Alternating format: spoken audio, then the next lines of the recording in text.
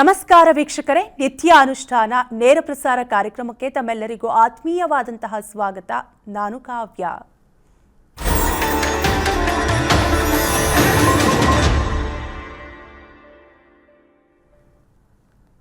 ವೀಕ್ಷಕರೇ, ಆಚಾರ, ವಿಚಾರ, ಆರೋಗ್ಯ ಪ್ರತಿಯೊಬ್ಬರ ಜೀವನದಲ್ಲಿ ಎಷ್ಟು ಮುಖ್ಯವಾಗಿರುತ್ತೆ ಅನ್ನುವಂತಹ ವಿಚಾರವನ್ನ ಗುರೂಜಿಯವರು ಪ್ರತಿದಿನ ತಿಳಿಸ್ಕೊಡ್ತಾ ಇದ್ದಾರೆ.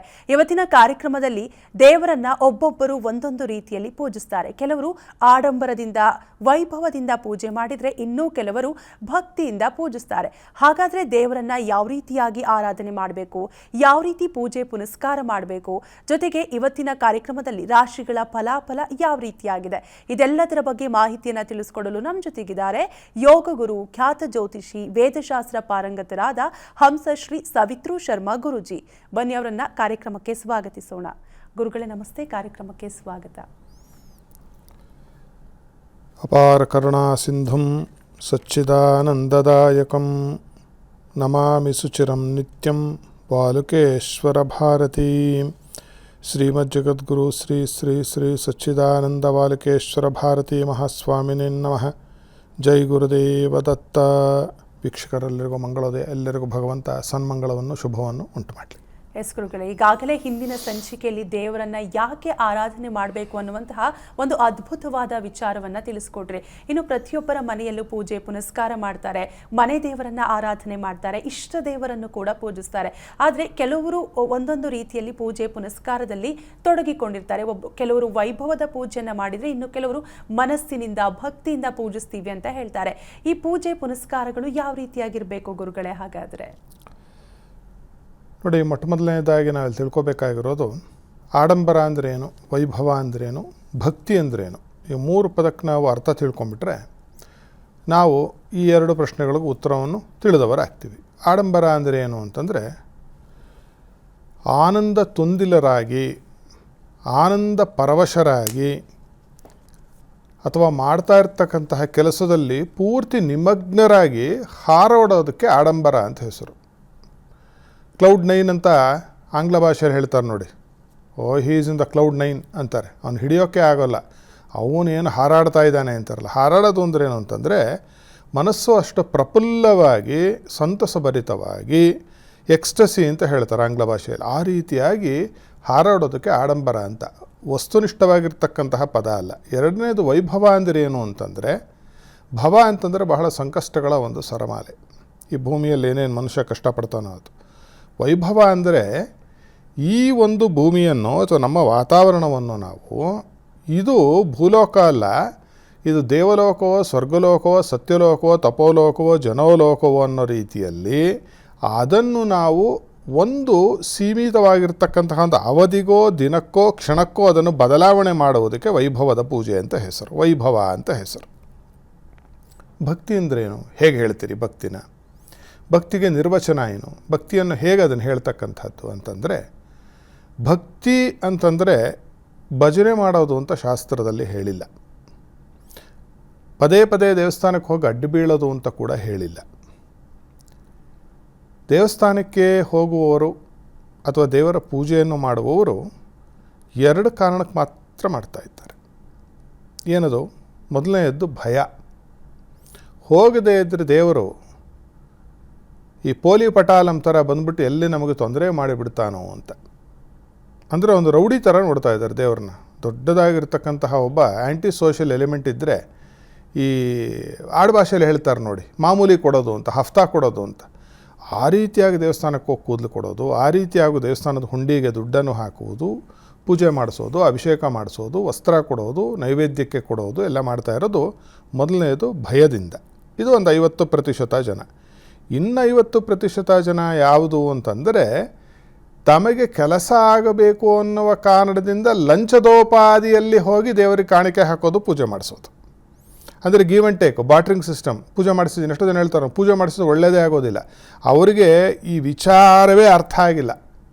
ವ್ಯರ್ಥ ಪ್ರಲಾಪ, ಪೆದ್ದುತನದ ಪರಮಾವಧಿ ಆ ಥರ ಹೇಳ್ತಕ್ಕಂಥವ್ರು. ಅವ್ರು ನೋಡಿದ್ರೆ ನನಗೆ ಈ ರಾಮಕೃಷ್ಣಾಶ್ರಮದ ಒಬ್ಬರು ಯತಿಗಳು ಹೇಳ್ತಾಯಿದ್ರು, ಮುಸ್ಟ್ಯಾಶಿಡ್ ಬೇಬೀಸ್ ಅಂತ. ಅಂದರೆ ಮೀಸೆ ಬಂದಂತಹ ಚಿಕ್ಕ ಮಕ್ಕಳು ಇವರೆಲ್ಲರೂ ಕೂಡ ಸಮಾಜದಲ್ಲಿ. ಅದು ಗಡ್ಡ ಮೀಸೆ ನೆರೆತು ಹೋಗಿರ್ತಕ್ಕಂತಹ ಚಿಕ್ಕ ಮಕ್ಕಳು ಸಾಕಷ್ಟು ಜನ ಇದ್ದಾರೆ ನಮ್ಮ ಸಮಾಜದಲ್ಲಿ. ಇದು ಬಹಳ ಖೇದ ತರ್ತಕ್ಕಂತಹ ವಿಚಾರ. ಆಚಾರ ಕೆಟ್ಟರು ಆಕಾರ ಕೆಡಬಾರದು ಅಂತ ದೊಡ್ಡ ದೊಡ್ಡ ಆಕಾರಗಳು, ಪದವಿಗಳು ಎಲ್ಲ ಇರುತ್ತೆ. ಆದರೆ ಅದು ಏನು ಮೂಲತಃ ಗೊತ್ತಿರಬೇಕೋ ಅದೇ ಗೊತ್ತಿಲ್ಲ ಅವರಿಗೆ. ಇಲ್ಲಿ ಭಕ್ತಿ ಅಂದರೆ ಇವೆರಡೂ ಅಲ್ಲ. ಯಾವುದೇ ಒಂದು ನಮಗೆ ದೇವರಿಂದ ಬೇಕು ಅಂತಕ್ಕಂತಹ ಒಂದು ಬೇಡಿಕೆ ಇಲ್ಲದೆ ಅತ್ಯಂತ ಪ್ರೀತಿಯಿಂದ, ಅತ್ಯಂತ ವಿಶ್ವಾಸದಿಂದ, ಅತ್ಯಂತ ಹೃದಯದ ಒಂದು ತಳದಿಂದ ದೇವರ ಹೆಸರು ಹೇಳಿದ ತಕ್ಷಣ ನಾವು ಹೋಗಿ ಖುಷಿಪಟ್ಟು ಏನನ್ನು ನಮ್ಮ ಸರ್ವಸ್ವವನ್ನು ಸಮರ್ಪಣೆ ಮಾಡಿಕೊಳ್ಳೋದಕ್ಕೆ ಭಕ್ತಿ ಅಂತ ಹೆಸರು. ಇನ್ನೊಂದು ಅರ್ಥ ಸಂಸ್ಕೃತದಲ್ಲಿ ಭಕ್ತಿ ಅಂದರೆ ಭಾ ಅಂದರೆ ಬೆಳಕು ಅಂತ. ಬೆಳಕಿನಲ್ಲಿ ಅಂದರೆ ಜ್ಞಾನದಲ್ಲಿ, ತಿಳುವಳಿಕೆಯಲ್ಲಿ, ವಿವೇಕದಲ್ಲಿ, ವಿದ್ಯೆಯಲ್ಲಿ ದೇವರ ಬಗ್ಗೆ ಯಾರಿಗೆ ಅನುರಕ್ತಿ ಇದೆಯೋ, ಆಸಕ್ತಿ ಇದೆಯೋ, ಯಾರು ಅದರಲ್ಲಿ ಪೂರ್ತಿ ಮುಳುಗಿ ಹೋಗಿದ್ದಾರೋ ಅವರಿಗೆ ಭಕ್ತರು ಅಂತ ಹೆಸರು. ಭಜನೆ ಮಾಡೋವರೆಲ್ಲ ಭಕ್ತರಲ್ಲ. ಯಾಕಂದರೆ ಅವರು ಭಯಕ್ಕೆ ಮಾಡ್ತಿರ್ತಾರೆ ಏನಾಗ್ಬಿಡುತ್ತೋ ಅಂತ, ಅಥವಾ ಎರಡನೆಯದು ಆಸೆಗೆ ಮಾಡ್ತಿರ್ತಾರೆ, ನಾನು ಭಜನೆ ಮಾಡಿಬಿಟ್ರೆ ದೇವರು ಒಲ್ದು ಬಿಡ್ತಾನೆ ಅಂತ. ಇರಲಿ, ಅದರಿಂದ ಫಲ ಇದೆಯೋ ಇಲ್ವೋ ಆನಂತರದ ಪ್ರಶ್ನೆ. ಈಗ ವೈಭವದಿಂದ ನಾವು ಪೂಜೆ ಮಾಡಿದ್ರೆ ದೇವರು ಒಲಿತಾನ, ಆಡಂಬರದಿಂದ ಅಥವಾ ಭಕ್ತಿಯಿಂದ ಮಾಡಿದ್ರೆ ಒಲಿತಾನ ಅಂತಕ್ಕಂಥ ಮೂಲಭೂತವಾದ ಪ್ರಶ್ನೆ. ನಾವು ಆಡುಭಾಷೆಯ ಆಡಂಬರ, ಆಡುಭಾಷೆಯ ಭಕ್ತಿಯನ್ನೇ ನಾವು ತೆಗೆದುಕೊಳ್ಳೋಣ. ಈಗ ನೋಡಿ, ಮಗ್ಗಿ ಈಗ ನಮ್ಗೆ ಕಲಿಸ್ಕೊಟ್ಟಿದ್ದಾರೆ. ನಾವು ಚಿಕ್ಕ ವಯಸ್ಸಲ್ಲಿ ನಾವು ಶಾಲೆಗೆ ಹೋದಾಗ ಯಾರು ನಮಗೆ ಮೇಷ್ಟ್ರು ನಮಗೆ ಗುಣಾಕಾರ, ಭಾಗಾಕಾರವನ್ನು, ಸಂಕಲನವನ್ನು, ವ್ಯವಕಲನವನ್ನು ಕೂಡ ಕಲಿಸಿಕೊಟ್ಟಿದ್ದಾರೆ. ಅಂದರೆ ಅಡಿಷನ್ನು, ಸಬ್ಟ್ರಾಕ್ಷನ್ನು ಹೇಳ್ತಾ ಇರೋದು ನಾನು. ಈ ಅಡಿಷನ್ನು ಸೇರಿಸ್ತಕ್ಕಂಥದ್ದನ್ನು ನಾವು ಯೋಚನೆ ಮಾಡಿದ್ರೆ, ಈಗ ಉದಾಹರಣೆಗೆ ಒಂದು ಈ LKG UKGಲಿರೋ ಚಿಕ್ಕ ಮಕ್ಕಳನ್ನು, ಪುಟಾಣಿ ಮಕ್ಕಳನ್ನು ನಿಮ್ಮ ಮನೆಯಲ್ಲಿ ನೋಡಿ ಇರ್ತಾರೆ, ಯಾರಾದ ಅಕ್ಕಪಕ್ಕದ ಮನೆ ಹುಡುಗಿಯನ್ನು ಕರೆಸಿ ಅವ್ರಿಗೆ ಹೇಳಿ 9 + 8 ಎಷ್ಟು ಅಂತ ಕೇಳಿ. ಆ ಮಗು ಏನು ಮಾಡುತ್ತೆ? 9 in the head, 8 in the hand ಅನ್ನತ್ತೆ. 9, 10, 11, 12, 13, 14, 15, 16, 17 ಅಂತ ಹೇಳುತ್ತೆ ನಿಮ್ಗೆ ಅಲ್ವಾ? 20 + 20 ಅಂದ್ಬಿಡಿ, ಗೊತ್ತೇ ಆಗಲ್ಲ ಪಾಪ ಅದಕ್ಕೆ. ಅದೇ ಸ್ವಲ್ಪ ಆ ಕಡೆ ಈ ಕಡೆ ನೋಡಿ ಸ್ವಲ್ಪ ಹೆದರುತ್ತದು. ಈಗ ನಾನು ಅದನ್ನೇ ಕಾವ್ಯ ಅವ್ರನ್ನ ಇಲ್ಲಿ ಕೇಳಿದ್ರೆ, ಏನಮ್ಮ 20, 20 ಎಷ್ಟು ಅಂದರೆ ಆ ಹುಡುಗಿ ಪಟ್ ಅಂತ 40 ಅಂತ ಉತ್ತರ ಕೊಡ್ತಾಳೆ. ಅದು ನಿಂಗೆಲ್ಲ ಎಣಿಸ್ತಾ ಕೂರೋದಿಲ್ಲ. ಯಾಕೆ ಉದಾಹರಣೆ ಕೊಟ್ಟೆ ಅಂದರೆ, ಸ್ವಲ್ಪ ಗಮನಿಸಿ. ಈ ಪೂಜೆ ಪುನಸ್ಕಾರ ವ್ಯವಹಾರಗಳು ಆಡಂಬರ ಅಂತ ಏನು ಹೇಳಿದ್ವಲ್ಲ, ಅಂದರೆ ದೇವರಿಗೆ ವಿಧ ವಿಧವಾಗಿ ಅಲಂಕಾರ ಮಾಡೋದು, ಪೂಜೆ ಮಾಡೋದು, ಪುನಸ್ಕಾರ ಮಾಡೋದು, ಹೂವು ಅದಕ್ಕೆ ಏರಿಸೋದು, ದೇವರಿಗೆ ನೈವೇದ್ಯವನ್ನು ಇಡೋದು, ಆರತಿ ಬೆಳಗುವುದು, ಭಜನೆಯನ್ನು ಮಾಡುವುದು, ಪ್ರದಕ್ಷಿಣೆ ಮಾಡುವುದು, ಹೋಮ ಮಾಡುವುದು, ಹವನ ಮಾಡುವುದು, ದಾನ ಮಾಡುವುದು, ಧರ್ಮವನ್ನು ಮಾಡುವುದು, ಉಪವಾಸ ಇರೋದು, ಇವೆಲ್ಲವೂ ಕೂಡ ವೀಕ್ಷಕರೇ ಈ ಬೆರಳಲ್ಲಿ ಎಣಿಸ್ಕೊಂಡು ಚಿಕ್ಕ ಮಕ್ಕಳು ಎಣಿಸುತ್ತವಲ್ಲ, ಈ ಕ್ರಿಯೆಯನ್ನು ಮಾಡೋದು, ಇದಕ್ಕೆ ಕರ್ಮ ಅಂತ, ಕರ್ಮಕಾಂಡ ಅಂತ ಹೆಸರು. ಇದು ಸ್ವಲ್ಪ ಜೀರ್ಣ ಆಗೋದು ಕಷ್ಟ, ನನಗೆ ಅರ್ಥ ಆಗ್ತಿದೆ. ಏನೇನೋ ಹೇಳಿಬಿಟ್ರು ಅಂತ ಹೇಳಿ ಅನಿಸುತ್ತೆ. ಸುಮಾರು ಜನಕ್ಕೆ ಅದ್ರ ಬಗ್ಗೆ ನನ್ನ ಮೇಲೆ ಆರೋಪನೂ ಮಾಡ್ತಾರೆ. ನಮಗೆ ತಲೆ ಮೇಲೆ ಫ್ಲೈಟ್ ಹೋಗ್ಬಿಡುತ್ತೆ ಗುರುಗಳೇ ನೀವು ಹೇಳಿದ್ರೆ ಅಂತ ಹೇಳಿರ್ತಕ್ಕಂಥವ್ರು ಇದ್ದಾರೆ. ನನಗೆ ಅರ್ಥ ಮಾಡ್ಕೊಳ್ಳೋಕ್ಕೆ ಸ್ವಲ್ಪ ಪ್ರಯತ್ನವನ್ನು ದಯವಿಟ್ಟು ಮಾಡಿ. ಯಾಕೆಂದರೆ ಇದು ನಮ್ಮ ಸನಾತನ ಧರ್ಮದ ಮೂಲ, ಬೇರೆ ಹೇಳ್ತಾ ಇದ್ದೀನಿ ನಾನು ನಿಮಗೆ. ಆ ಚಿಕ್ಕ ವಯಸ್ಸಿನಲ್ಲಿ ಹೀಗೆ ಎಣಿಸಿದ ಮಗು ಈಗ ಸುಮಾರು ಒಂದು 15-16 ವರ್ಷ ಬರೋಷ್ಟೊತ್ತಿಗೆ 9, 8 ಎಷ್ಟು ಅಂದರೆ 17 ಅಂದ್ಬಿಡ್ತಾನೆ. ಅದು ಹಿಂಗೆ ಅನ್ನೋದೇ ಇಲ್ಲ. ಹಿಂಗೆ ಅಂತಲ್ಲ ಮಗು. ಜೊತೆಗೆ ಏನು ಮಾಡ್ತಾ ಮಗು ಹೇಳಿ, ಗೋಡೆ ಮೇಲೆ ಎಲ್ಲ ಬರೀತೆ. ಮನೆಯಲ್ಲಿ ನಿಮ್ಮ ಮನೇಲಿ ಚಿಕ್ಕ ಮಕ್ಕಳಿದ್ರೆ, ಮಕ್ಕಳು ಯಾರಿಗಾಗಿರುತ್ತೆ ಎಲ್ಲರಿಗೂ ಗೊತ್ತಿರುತ್ತೆ. ಅದನ್ನು ಒರೆಸೋದು, ಅದಕ್ಕೆ ಮತ್ತೆ ಬಂದು ಪೇಂಟ್ ಮಾಡಿಸೋದೇ ಕೆಲಸ ತಂದೆ ತಾಯಿದು. ಪೇಪರು ಪೆನ್ ಸಿಕ್ಕರೆ ಗೀಚುತ್ತೆ. ನಿಮ್ದು ಆಫೀಸ್ ಯಾವುದನ್ನು ಪೇಪರ್ ಇದ್ದು ಅದ್ರ ಹಿಂದೆನೂ ಬರೆದು ಬಿಡುತ್ತಾ ಮಗು. ಗೋಡೆ ಮೇಲೆಲ್ಲ ಗೀಚುತ್ತೆ. ಅದನ್ನು ಏನು ಮಾಡ್ತೀವಿ ನಾವು ಮನೆಗೆ ಬಂದು ನೆಂಟರಿಗೆ, ನೋಡಿ ನನ್ನ ಮಗಳು ಬರೆದಿದ್ದು, ನೋಡಿ ನನ್ನ ಮಗ ಬರೆದು ಎಷ್ಟು ಚೆನ್ನಾಗಿ ಬರೆದಿದ್ದು ಅನ್ನೋದು ಅದು ಪೆದ್ದಾಗೆ ಬರೆದಿರುತ್ತೆ. ನಮಗೆ ಭಾಳ ಖುಷಿ ನಮ್ಮ ಮಕ್ಕಳು ಮಾಡಿದ್ದು.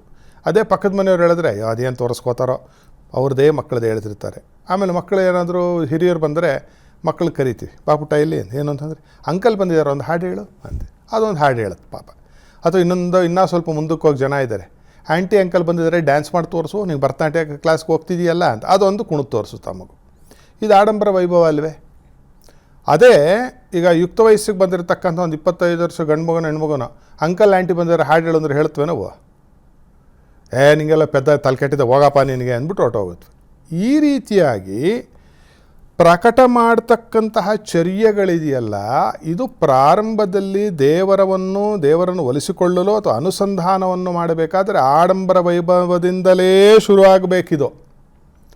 ಆಡಂಬರ ವೈಭವದಿಂದ ಶುರುವಾಗಿ ಆಗಿ ನಾವು ಆನಂತರದಲ್ಲಿ ಉತ್ತೀರ್ಣಗೊಂಡು ಗ್ರ್ಯಾಜುಯೇಟ್ ಆಗಿ ಏನು ಮಾಡಬೇಕು, ಮಾನಸಿಕವಾದ ಭಕ್ತಿ ಆವಾಗ ಬರುತ್ತೆ. ಈಗಿನ ಕಾಲದ ಹುಡುಗರು ಹೇಳ್ತಾರೆ, I am not ritualistic, I am spiritual ಅಂತ. ಇದು ಮಹಾಪೆದ್ರು ಹೇಳ್ತಕ್ಕಂತಹ ಒಂದು ಮಾತು. ಅದರ ಅರ್ಥ ಏನು ಅಂತಂದರೆ, ನಾವು ಹೊಲ ಗದ್ದೆ, ರೈತ ಮತ್ತು ಪೈರಿನ ಬಗ್ಗೆ ನಾವು ನಂಬುವುದಿಲ್ಲ. ನಾವು ನಂಬೋದು ಒಂದೇ ಒಂದು MTR ಫ್ರೈಡ್ ರೈಸ್ ಅಂದಂಗೆ. MTR ಅವರು ದಿಢೀರ್ ಫ್ರೈಡ್ ರೈಸ್ ಮಾಡಿಟ್ಟಿದ್ದು ಎಲ್ಲಿಂದ? ಈ ಕರ್ಮದಿಂದ.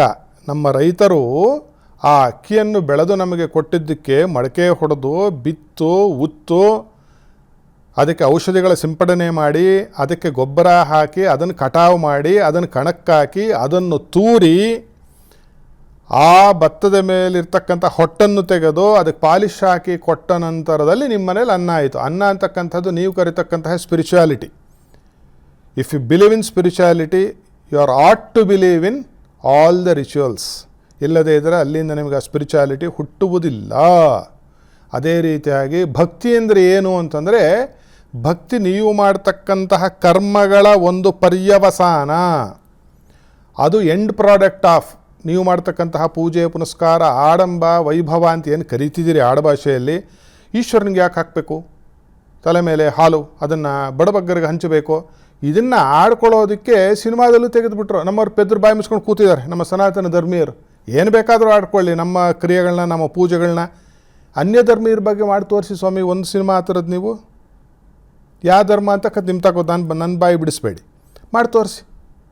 ಅನ್ಯ ಧರ್ಮೀಯರು ಹಿಂದೂ ಧರ್ಮವನ್ನು ಬಿಟ್ಟು ಅನ್ಯ ಧರ್ಮೀಯರು ಮಾಡ್ತಕ್ಕಂತಹ ಕೆಲವು ಚರ್ಯಗಳನ್ನು ಸಿನಿಮಾ ತೋರಿಸಿ, ನೀವು ಮಾಡಿ ತೋರಿಸಿ. ನೀವು ದೊಡ್ಡ ದೊಡ್ಡ ಹೆಸರುಗಳಿದೆ, ದೊಡ್ಡ ದೊಡ್ಡ ಏನು ಅವಾರ್ಡ್ ವಿನ್ನಿಂಗ್ ಡೈರೆಕ್ಟರ್ಸು ಇದ್ದಾರೆ. ಹೊಟ್ಟೆ ಉರಿದೋಗುತ್ತೆ ನನಗೆ ವಿಚಾರಕ್ಕೆ ಬಂದಾಗ. ಸನಾತನ ಧರ್ಮವನ್ನು ಆಡ್ಕೊಳ್ಳೋದು, ಸನಾತನ ಧರ್ಮದ ರಕ್ಷಕರನ್ನು ಆಡ್ಕೊಳ್ಳೋದು, ಪುರೋಹಿತರನ್ನ ಆಡ್ಕೊಳ್ಳೋದು ಉಬ್ಬಲ್ಲೇ ಇರುತ್ತೆ. ಪುರೋಹಿತರಿಗೆಲ್ಲರಿಗೂ ಇಷ್ಟಪಟ್ಟು ಡೊಳ್ಳೊಟ್ಟೆ ಇರುತ್ತೆ. ಕನ್ನಡದಲ್ಲೇ ಒಂದು 30 ಫಿಲ್ಮ್ ತೆಗೆದಿದ್ದಾರೆ. ಡ್ಯಾನ್ಸ್ ಬೇರೆ ಮಾಡಿಸ್ತಾರೆ ಅವ್ರ ಕೈಯಲ್ಲಿ, ಪೆದ್ದಾಗಿ ಕೆಟ್ಟದಾಗಿ. ಅನ್ಯ ಧರ್ಮೀಯರು ಮಾಡಿ ತೋರಿಸಿ ಸ್ವಾಮಿ.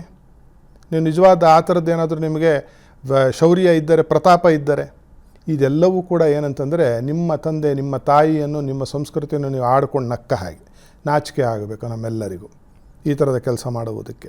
ಅದೇ ರೀತಿಯಾಗಿ ಯಾರು ದೇವರ ಪೂಜೆಯನ್ನು ವೈಭವ ಆಡಂಬರದಿಂದ ಮಾಡೋದಿಲ್ಲ, ನಾನು ಧ್ಯಾನ ಮಾಡ್ತೀನಿ, ಭಕ್ತಿ ಮಾಡ್ತೀನಿ ಅಂದರೆ ಅವ್ರಿಗೆ ಅದರ ರಸ ಗಂಧಗಾಳಿನೇ ಇಲ್ಲ.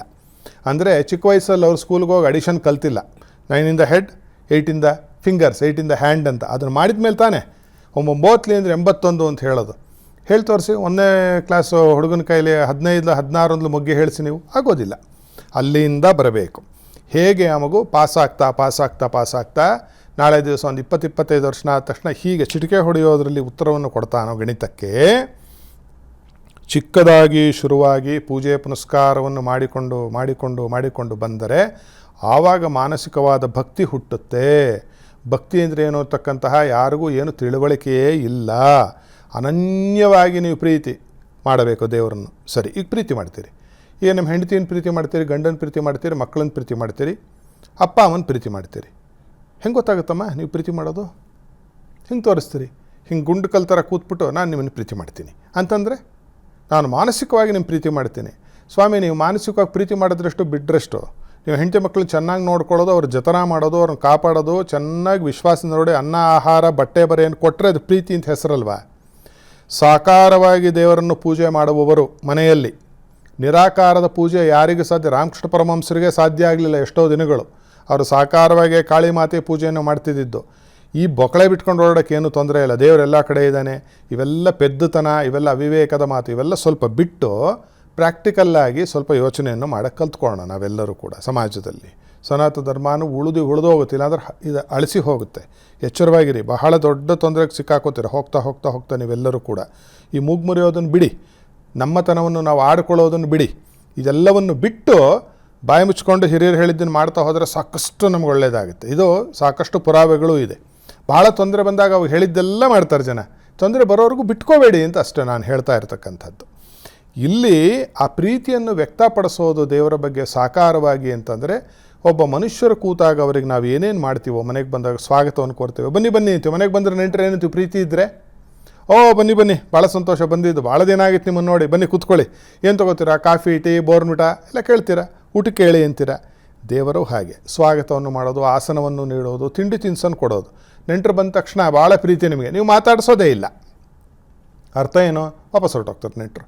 ಅದೇ ಥರವಾಗಿ ಸಾಕಾರವಾಗಿ ನೀವು ದೇವರನ್ನು ಪೂಜೆ ಮಾಡಿದ ನಂತರವೇ ಚಿತ್ತಶುದ್ಧಿ ಅಂತ ಹೇಳ್ತಾರೆ. ನಿಮಗೆ ನಿರಾಕಾರದ ದೇವರ ಪೂಜೆಯನ್ನು ಮಾಡಬಹುದು. ಬಿಟ್ಟರೆ ಆಡಂಬರ ವೈಭವ ಇಲ್ಲದೆ ಯಾರು ಭಕ್ತಿ ಭಾವದಿಂದ ಬದುಕಲಿಕ್ಕೆ ಸಾಧ್ಯವೇ ಇಲ್ಲ, ಭಕ್ತಿಯವರೆಗೂ ಬರುವುದೂ ಇಲ್ಲ. ಇದು ದೊಡ್ಡ ದೊಡ್ಡ ಭಕ್ತರು ನಡೆದು ಬಂದಿರತಕ್ಕಂತಹ ವಿಧಿ ಮತ್ತು ವಿಧಾನ ಆಗಿದೆ. ಅದನ್ನು ನೋಡಬೇಕು. ಧ್ರುವ ಮತ್ತು ಪ್ರಹ್ಲಾದನಿಗೆ ಸಾಧ್ಯವಾಗಿದ್ದ ಭಕ್ತಿ ಬಾಯಲ್ಲಿ ಹೇಳೋದಕ್ಕೆ ನನಗೂ ನಿಮಗೂ ಸಾಧ್ಯ ಇಲ್ಲ. ನಾನಿಷ್ಟು ಬೊಕ್ಕಲೆ ಹೊಡಿತಿದ್ರು ಆ ಭಕ್ತಿ ನನಗೂ ಇಲ್ಲ. ಯಾರೋ ಧ್ರುವನಂತೆಯೂ ಪ್ರಹ್ಲಾದನಂತೆಯೂ ಆಂಜನೇಯ ಸ್ವಾಮಿಯಂತೆಯೂ ನಮಗೆ ಭಕ್ತಿ ಬರಬೇಕು ಅಂತಂದರೆ ಜನ್ಮಾಂತರದ ಪೂರ್ವಪುಣ್ಯ ಬೇಕು, ಬಹಳ ವಿಶ್ವಾಸ ಬೇಕು ದೇವ್ರ ಮೇಲೆ. ಅದು ಕಷ್ಟ ಒದಗೋದು. ಆ ಒದಗೋದಕ್ಕೆ ಇಷ್ಟು ಪೂಜೆ ಪುನಸ್ಕಾರ ಹೇಳಿರೋದು. ಇದೆಲ್ಲ ಪ್ರಿಪ್ರೇಷನ್ಸು. ಅಡುಗೆ ಮಾಡೋದಕ್ಕೆ ಅಕ್ಕಿ, ಉಪ್ಪು, ಖಾರ, ಬೇಳೆ ಎಲ್ಲ ಬೇಕಲ್ವ. ಆ ರೀತಿಯಾಗಿ ಸುಮ್ಮನೆ ಪೊಂಗಲ್ ಆಗೋದಿಲ್ಲ.